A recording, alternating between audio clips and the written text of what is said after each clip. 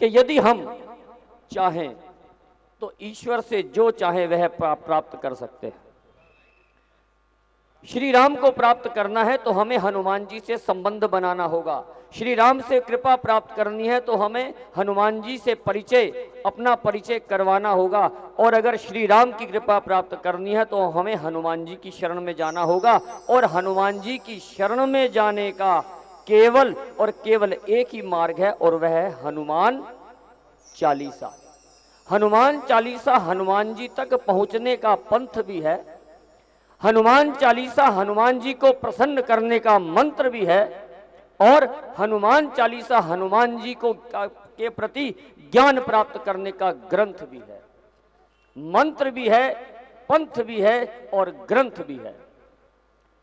श्री हनुमान चालीसा में गोस्वामी तुलसीदास जी बड़े खुले शब्दों में लिख करके चले गए हैं कि जो यह पढ़े हनुमान चालीसा होय सिद्धि साखी गौरीसा।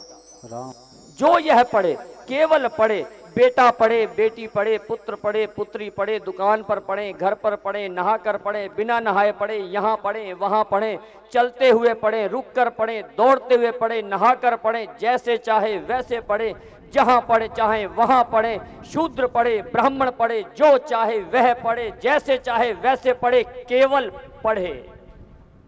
मैं नहीं कह रहा, गोस्वामी जी महाराज कह रहे हैं। जो यह पढ़े हनुमान चालीसा होय सिद्धि साखी गौरीसा, उसे जीवन की हर वह निधि प्राप्त होगी जिसकी वह कामना करता है।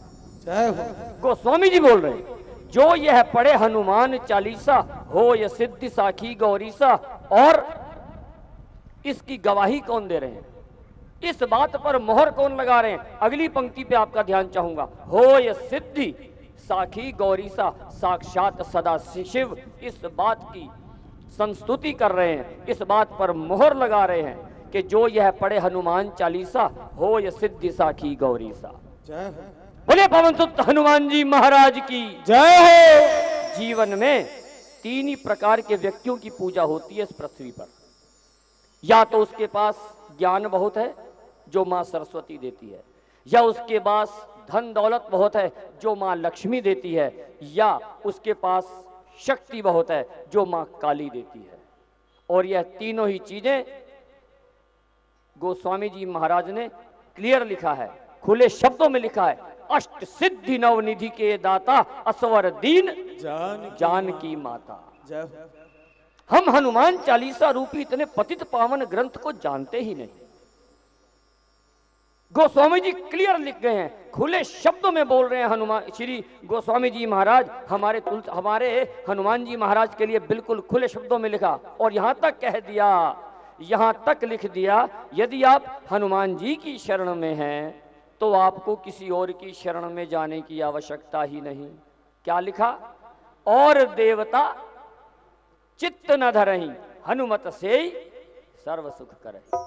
समस्त सुखों की खान है श्री हनुमान जी महाराज। एक पंक्ति की और ध्यान चाहूंगा। एक एक पंक्ति पे पूरा पूरा दिन, पूरा पूरा सप्ताह, पूरा पूरा महीना नहीं, श्री हनुमान चालीसा को समझने के लिए साथियों पूरा जन्म भी कम है।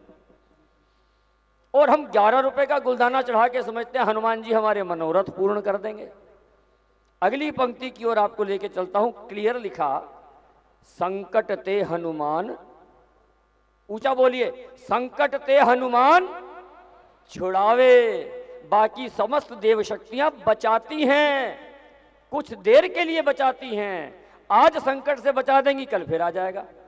लेकिन हनुमान जी महाराज संकट ते हनुमान छुड़ावे, लेकिन एक शर्त भी लगी, मन क्रम वचन ध्यान जो लावे। जिसके मन में, जिसके कर्म में, जिसके वचन में श्री हनुमान जी विराजमान हैं, यह अध्यात्मवाद है। हम लोग राम को तो मानते हैं लेकिन राम की नहीं मानते।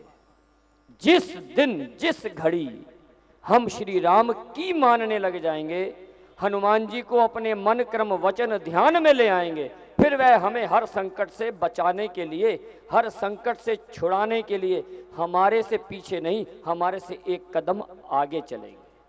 हम मात्र 11 रुपए के गुलदाने पर हनुमान जी को प्रसन्न करने की कामना करते हैं।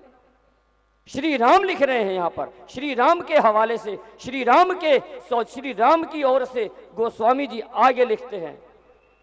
यहाँ तक लिखा कि श्री राम कहते हैं कि हे भक्तों, आप मेरे से जो कुछ प्राप्त करना चाहते हो श्री हनुमान जी की शरण में जाओ। क्यों? क्योंकि तुमरे भजन राम को पावे, जन्म जन्म के दुख बिसरावे। और यदि हम आजीवन हनुमान चालीसा का अभ्यास करें तो अंत काल रघुवरपुर जाई, जहां जन्म हरि भक्त कहाई। बोले श्री पवनसुत हनुमान जी महाराज की जय हो। इस संकल्प को लेकर के जाना है।